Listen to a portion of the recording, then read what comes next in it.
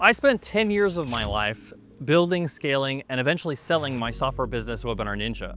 And to be honest, it was an absolute battle all 10 years. But I wanted to test myself. I wanted to see if I can do it again, if I can build a software that really rivals the industry leaders. But I wanted to do it this time only using AI. And one more thing, I wanted to do it in just 7 days.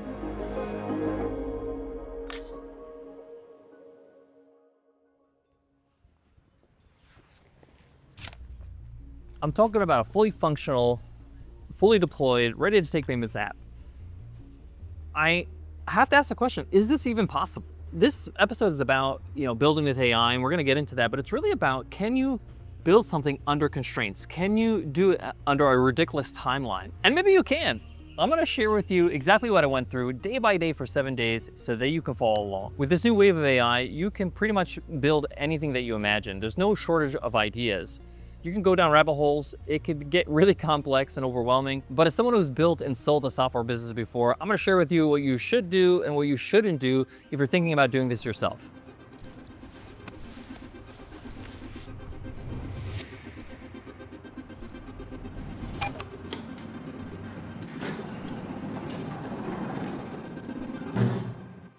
First things first, I had to work out, what am I gonna build? What is this app going to do?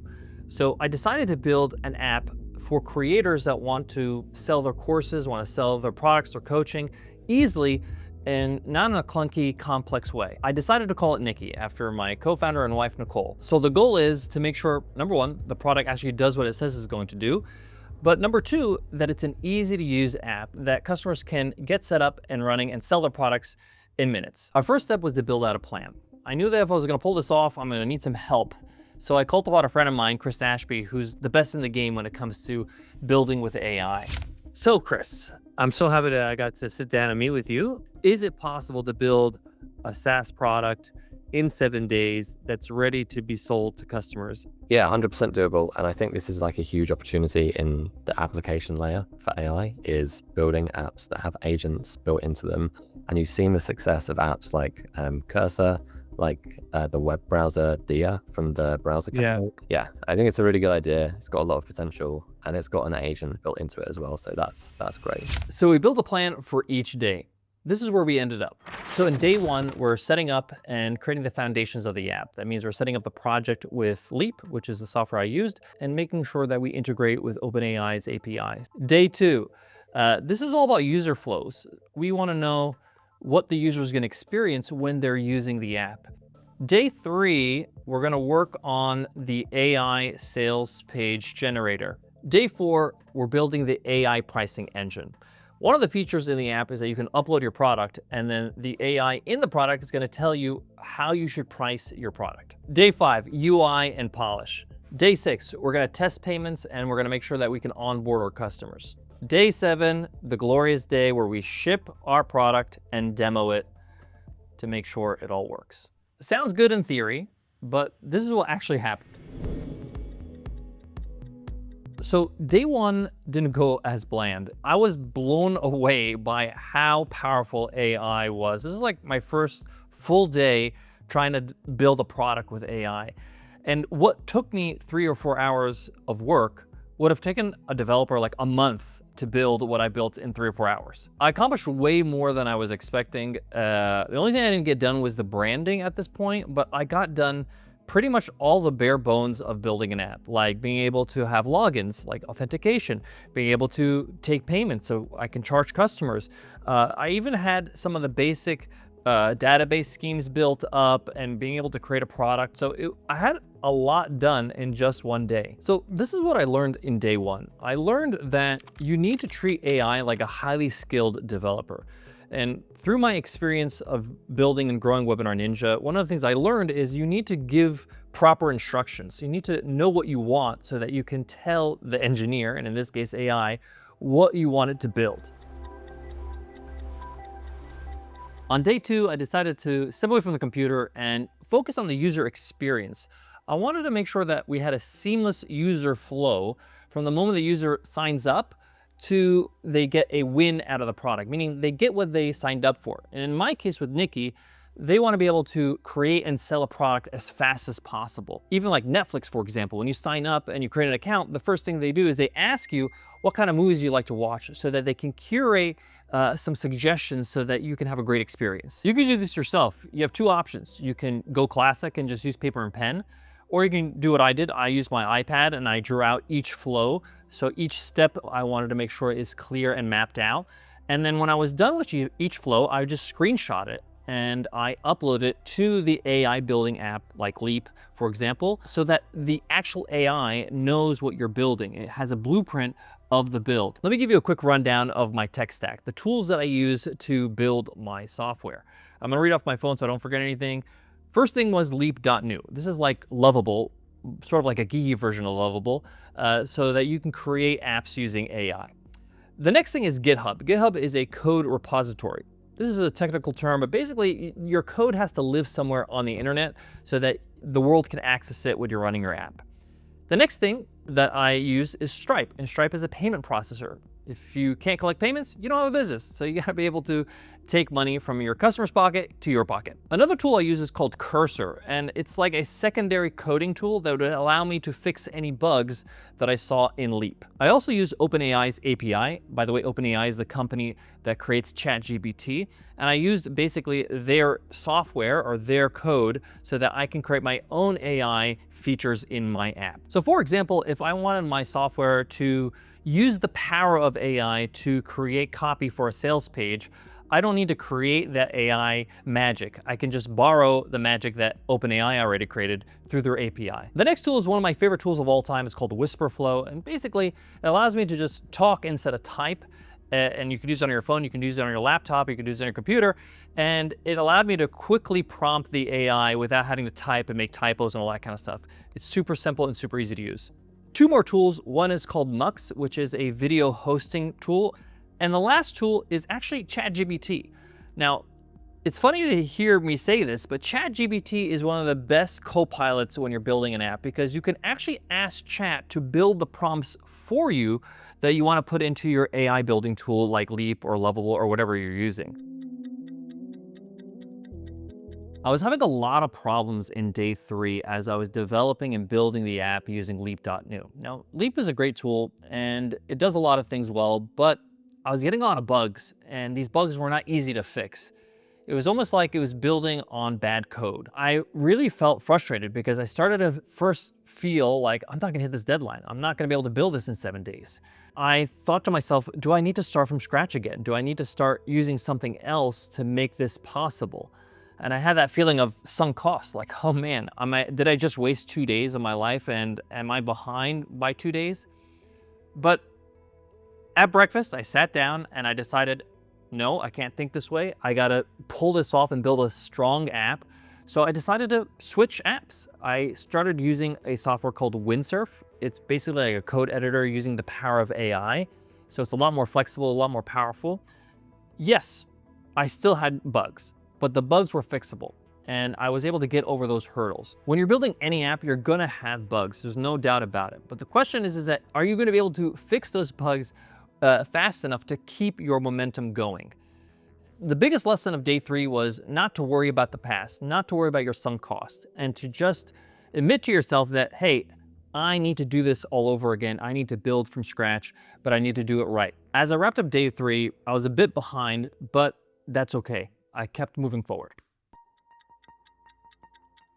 Day 4, I was tired. I was frustrated.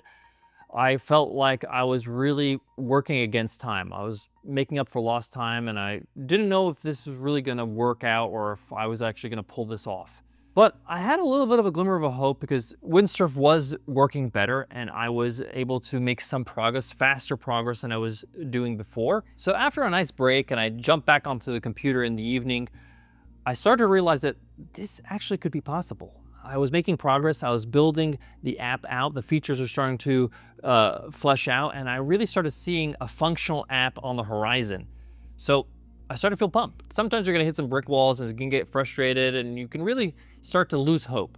But when you step away for a moment, you get perspective, and you start feeling re-energized to get back into it. But this got me asking a big question.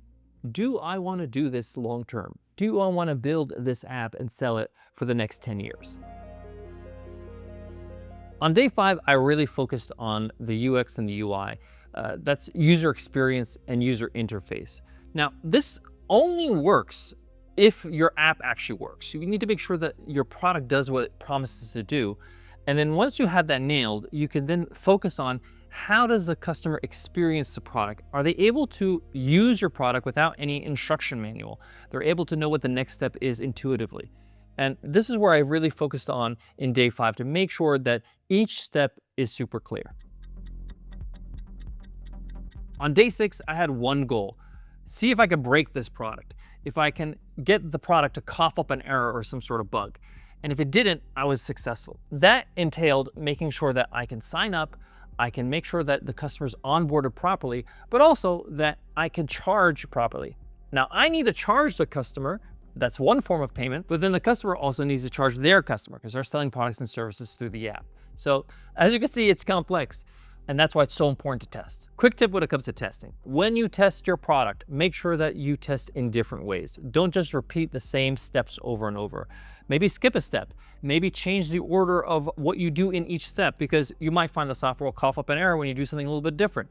So you're really trying to break your product, really trying to almost hack it to make sure it doesn't fail under any conditions. In 24 hours, I was planning to go live.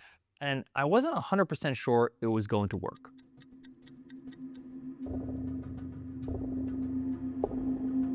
Day 7, the big reveal. Was I able to pull this off? I'm happy to say, after 7 days, I was able to build an app that rivals some of the biggest players in the game. That's great, and I'm happy and I'm proud. But I want to share with you how I was able to make this happen. And it really is just one word: focus.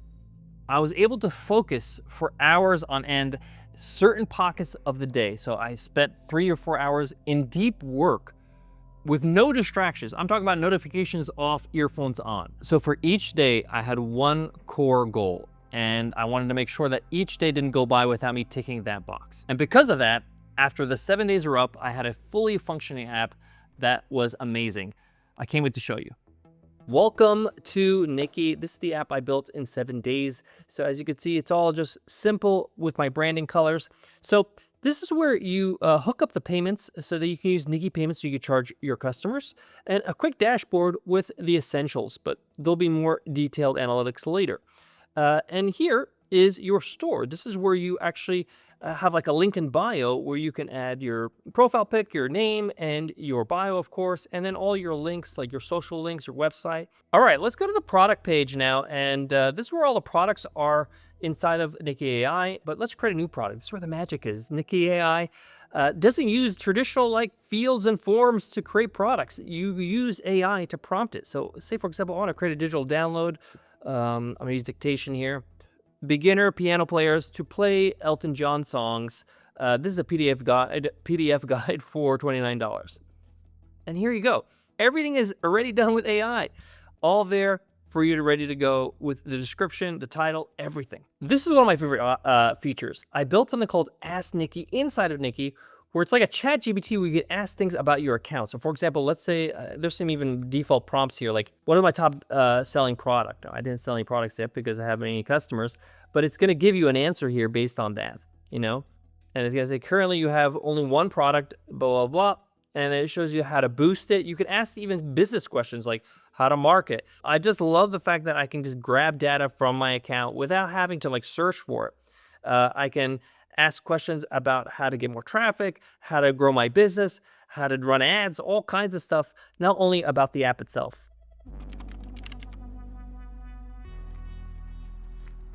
So the question I keep getting asked is, when can I buy Nicky? When is it for sale? And in order for me to answer that question, I gotta share with you my 3 biggest takeaways from this 7-day challenge. The first takeaway is AI is more powerful than I ever thought. I mean, this is absolute insanity what AI can do. The second takeaway is it's incredibly fun. AI is magical. It's like having a genie grant you wishes. You just type in a prompt and tell it to build you something and it builds it. So here's the thing. Building a product is exciting. It's a lot of fun. But building a business is something completely different. It's a lifestyle choice. And I lived that lifestyle for a decade. And I don't want to do that for the next 10 years again. I want to go all in on media, on our podcast, on the YouTube channel, and building great content and lessons for you. Every opportunity has a cost. Everything in life has a cost. So you got to ask yourself, are you willing to pay that cost? Are you willing to dedicate the next decade of your life building a great business? Because that's what's going to take. So as good as Nicky is as an app, I'm not selling it. But damn, it was a lot of fun to build. This whole experiment taught me so much about AI, but it also taught me about myself. You know, we answered the question, can you build this app using AI in 7 days? But the question that you need to answer is, should you? Maybe the answer is yes for you, but it's a question that you need to answer. I had a lot of fun during this 7-day experiment. If you want me to do another one on something else, let me know in the comments. Until next time, I'll check you in the next video, and hopefully this was helpful.